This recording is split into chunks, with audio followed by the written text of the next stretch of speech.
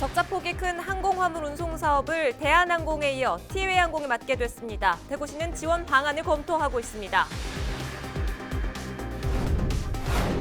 추석을 앞두고 전통시장 활성화를 위한 다양한 행사가 열리고 있습니다. 하지만 좀처럼 명절 분위기가 살아나지 않고 있습니다.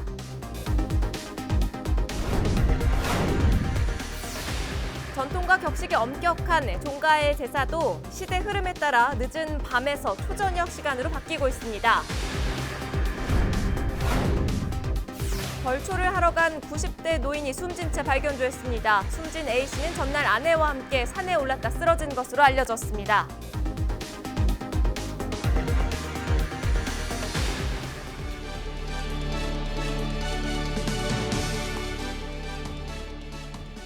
시청자 여러분 안녕하십니까? 헬로티비 대구 경북 뉴스입니다.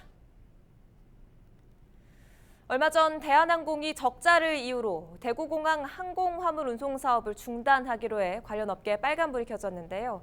티웨이항공이 해당 사업을 대신 맡겠다고 나서면서 대구공항은 다행히 화물 운송 중단 위기를 넘길 수 있게 됐습니다. 자세한 내용 권미경 기자입니다.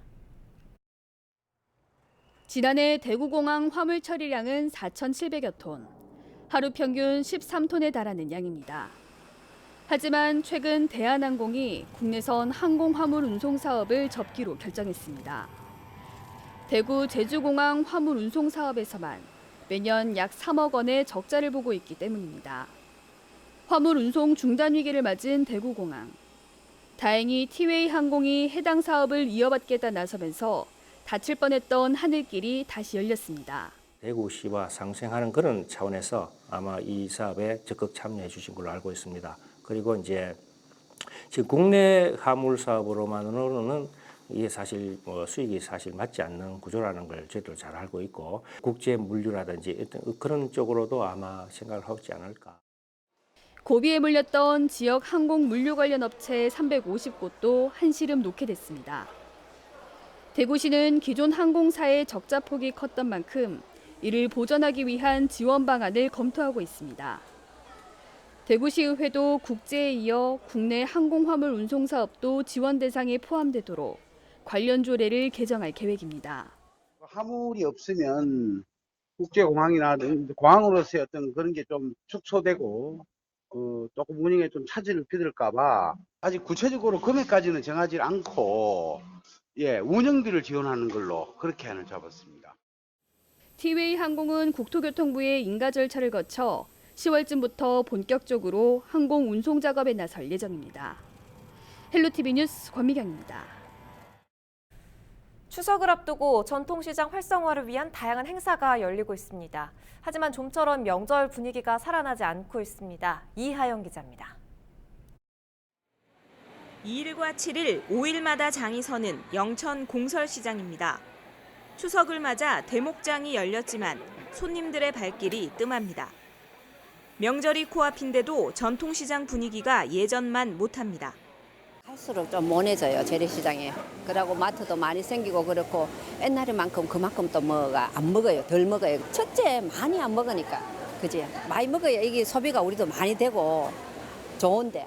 간소한 차례상 문화가 확산되면서 소비도 줄었습니다. 시장을 찾은 손님들은 꼭 필요한 제수용품만 소량으로 구입합니다.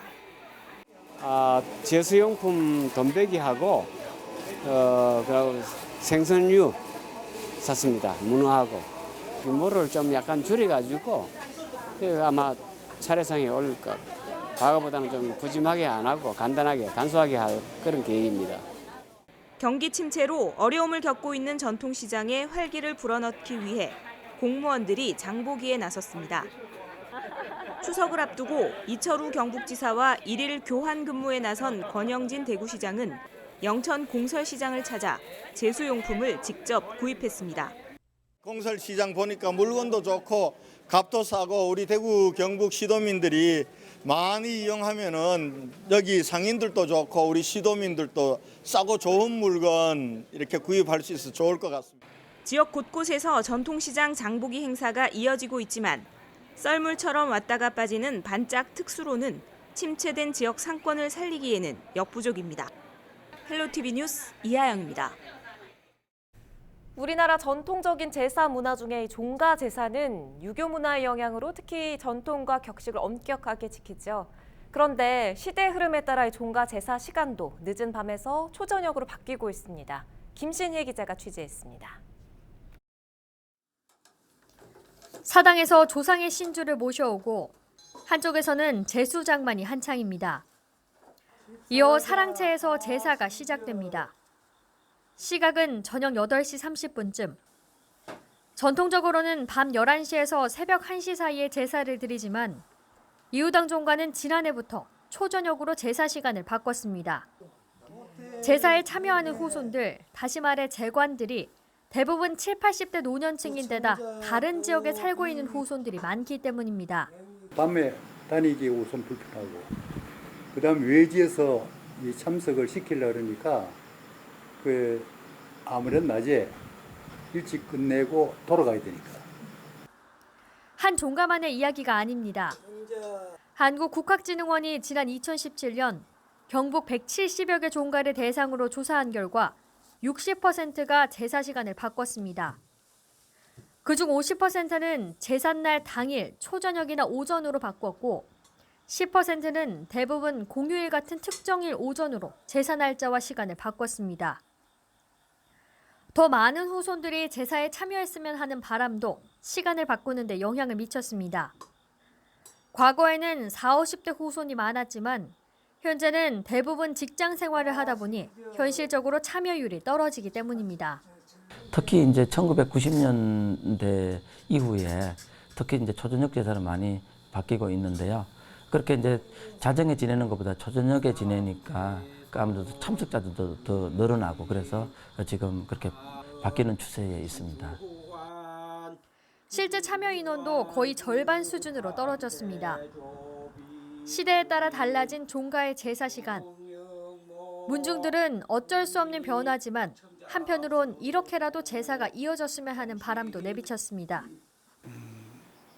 내 생각으로는 이 상태로라도 계속 이어갈 수 있으면 좋겠어요. 됐으면 많은 자손들이 지관으로 왔으면 좋잖아요. 생각합니다. 헬로티비 뉴스 김신혜입니다.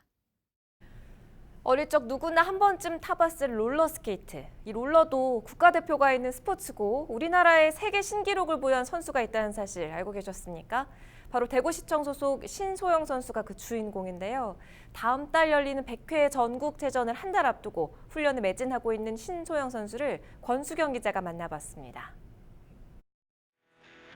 초등학교 4학년 때부터 시작한 선수 생활. 제가 어렸을 때 승부욕이 워낙 있다 보니까 이 친구들보다 더 빨리 들어가고 이런 거에 되게 희열을 느꼈다고 해야 되나? 코너를 돌 땐 최대 시속 50km에서 60km까지 찍는 속도를 겨루는 스포츠이기도 합니다. 신소영 선수는 남들이 2번 발을 구를 때 한 번에 쭉 밀고 가는 긴 킥이 강점입니다. 주니어 시절 세운 세계 신기록에 이어 2015년 대만에서 열린 세계 롤러스피드 스케이팅 선수권 대회 주종목 타임 트라이얼 300m 경기에서 2번째 세계 신기록을 달성했습니다.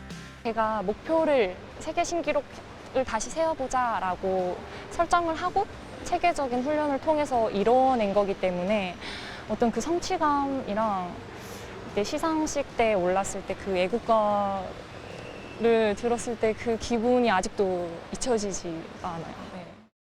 하지만 슬럼프도 찾아왔습니다.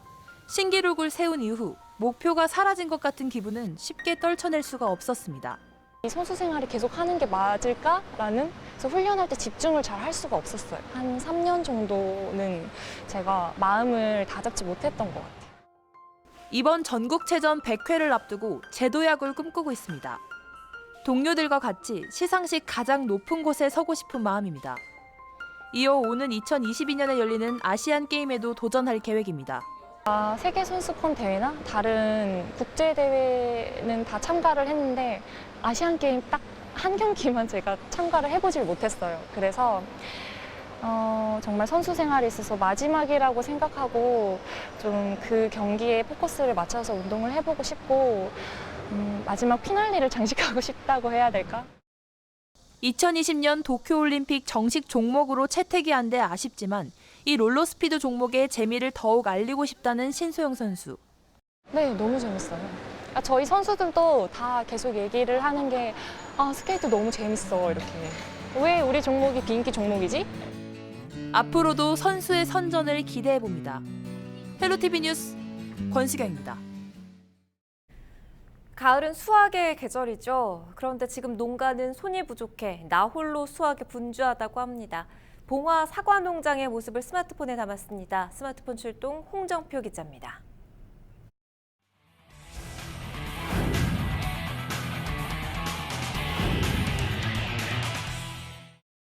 결실의 계절 가을입니다. 수확의 손길이 한참 바쁜 사과 농장.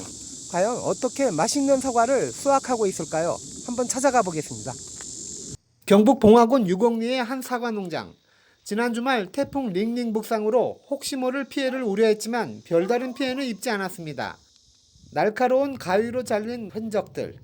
곳곳에 사과나무 잎과 사과나무 가지가 떨어져 있습니다. 저 멀리 사과나무 사이로 사다리 위에 한 농부가 보입니다. 빛을 보이기 위해서 햇볕 가리고 있는 잎을 따고 있습니다. 그게 어떤 영향을 주는 거죠? 사과의 당도하고 색깔 이걸 발현하기 위해서 준비하는 거예요. 더 좋은 열매를 맺기 위해 햇볕을 가리는 잎사귀를 떼어내고 바람도 잘 통하게 해야 합니다. 가지치기는 사과 농사 일손의 절반이라 할 정도로 중요합니다. 할 일은 많지만 농가 일손은 턱없이 부족합니다. 원래 냉해 피해도 많고 실제 사과가 양이 없으니까 혼자 하는 거고 실제 사과 가격 대비가 인건비가 안 나오죠. 그래서 하는 겁니다. 지난 4월 사과 농장을 덮친 냉해로 인해 수확량이 감소할 것으로 예상되면서 인건비라도 건지겠다는 심정으로 나홀로 수확을 하고 있습니다. 현재 빛을 위로 발산해갖고 배꼽 밑에 새가 안 낳는 부분을 색나기 위해서 은박지를 까는 겁니다. 25,000제곱미터, 약 7,500평, 2,700그루의 사과나무를 혼자 돌보고 있는 실정입니다. 내 자식을 돌본다 생각하고 정성껏 해야죠. 내용은. 지금 사과라는 게 어떻게 보면은 자식도 똑같지만 10자식 낳았을 때 똑같은 자식이 없잖아요. 얘도 똑같습니다. 나홀로 수확한 사과 선별 작업과 포장은 아내가 맡습니다. 늦여름 수확 시기에는 하루 평균 20박스가량 택배로 판매됩니다. 조금이라도 흠 있으면 다 빼야 되고 품질 좋은 걸로 보내야 되니까 지인들 소개를 하니까 아무튼 잘 해야죠. 신경 써야지. 경북 지역은 산악 지형이 많아 지역마다 사과 맛이 조금씩 다릅니다. 봉화 사과의 특징이라고 하면은 밤낮 온도 차이가 심하기 때문에 당도나 아삭아삭 맛 되게 강합니다. 보통 이 당도가 한 16브릭스, 14브릭스 이상 나올 정도의 과실이 되는 거예요. 깊어가는 가을, 농부들은 수확의 기쁨을 맛보고 있습니다. 부족한 일손이지만 땀 흘리는 농부의 얼굴을 보면서 가을이 깊어감을 새삼 느낍니다. 지금까지 스마트폰 출동 봉화 사과밭에서 홍정표였습니다. 올 추석은 유난히 이른 탓에 추석 차례상 비용도 전반적으로 오를 것으로 예상이 됩니다. 특히 일부 성수품 물가 상승폭이 큰 탓에 주부들은 지갑 사정을 걱정하고 있습니다. 윤경보 기자가 보도합니다.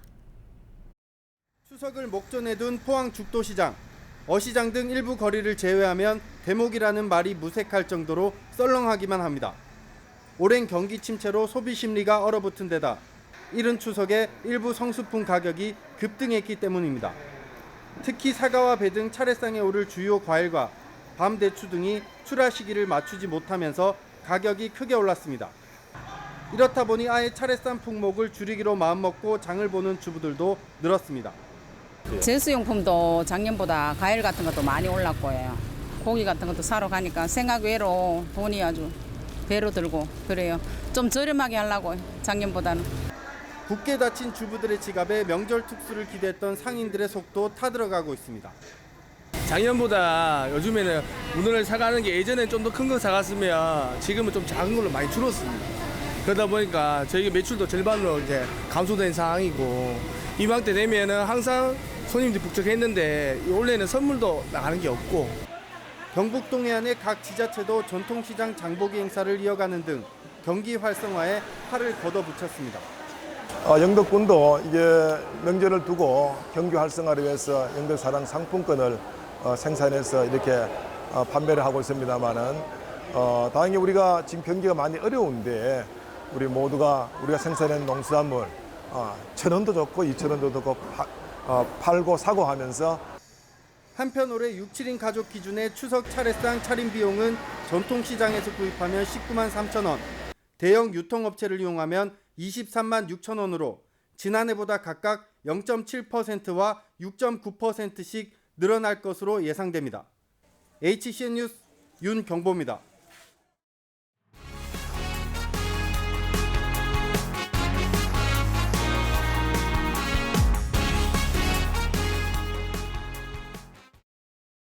벌초를 하러 간 90대 노인이 숨진 채 발견됐습니다. 경찰은 10일 오전 7시 10분쯤 경북 영덕군 지풍면의 한 산에 숨진 채 쓰러져 있는 90살 A씨를 발견했다고 설명했습니다. A씨의 아내는 전날인 9일 저녁 6시 20분쯤 벌초를 하기 위해 함께 산을 찾았다가 A씨가 쓰러지자 먼저 내려와 119에 도움을 요청하는 것으로 알려졌습니다. 9일 밤 11시 반쯤 대구 동구 효목 내거리 고가도로를 달리던 승용차 한 대가 10m 아래 철로로 추락했습니다. 차에 불이 붙었고 운전자 A씨는 병원으로 이송됐지만 치료 중에 숨졌습니다. 코레일 대구본부 측은 사고 시각이 열차가 다니지 않을 때라 열차 운행에는 차질이 없었다고 밝혔습니다. 경찰은 목격자 진술과 차량 블랙박스를 토대로 정확한 사고 경위를 조사하고 있습니다. 영덕의 한 오징어 가공업체에서 일하던 외국인 노동자 3명이 숨지고 1명이 중태에 빠졌습니다.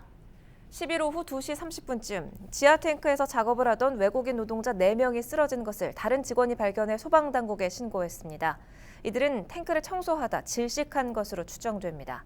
경찰과 소방당국은 안전준수 여부 등을 정확한 사고 원인을 조사하고 있습니다. 지난 3월 실시된 제2회 전국 동시 조합장 선거에서 대구와 경북에서는 299명의 선거 사범이 입건돼 이 가운데 9명이 구속됐습니다. 4년 전 선거 때보다 109명이 늘었습니다. 유형별로는 금품 선거가 가장 많았고 불법, 흑색 선전이 뒤를 이었습니다. 검찰은 공소시효가 끝나는 오는 13일까지 수사를 마무리할 예정입니다. 대구 동구의회 더불어민주당 소속 의원 6명이 의회 정상화를 촉구하는 기자회견을 열었습니다. 의원 일동은 최근 의회가 파행된 것은 오세호 의장 탓이라며 운영위원장 선출에 관한 건을 본회의에 즉각 상정할 것을 요구한다고 주장했습니다. 대구 동구의회는 당선 무효로 공석이 된 운영자치 행정위원장 선임 문제를 두고 의원 간 대립이 이어지고 있습니다. 올해 추석 연휴 기간 고속도로 귀성길은 추석 전날인 12일 오전, 귀경길은 추석 당일인 13일 오후에 가장 혼잡할 것으로 예상됩니다. 한국교통연구원은 추석 연휴 기간 동안 하루 평균 671만 명, 추석 당일인 13일에는 최대 897만 명이 이동할 것으로 예측했습니다. 또 이번 추석은 연휴 기간이 4일로 짧아서 귀경보다는 귀성 시간이 더 많이 소요될 것으로 전망했습니다.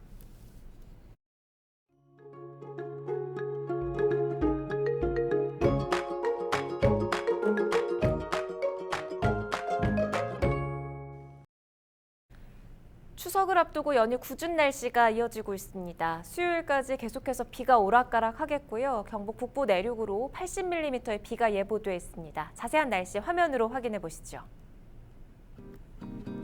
11일 수요일 날씨입니다. 아침에 22도로 시작해 한낮에는 27도가 예상됩니다.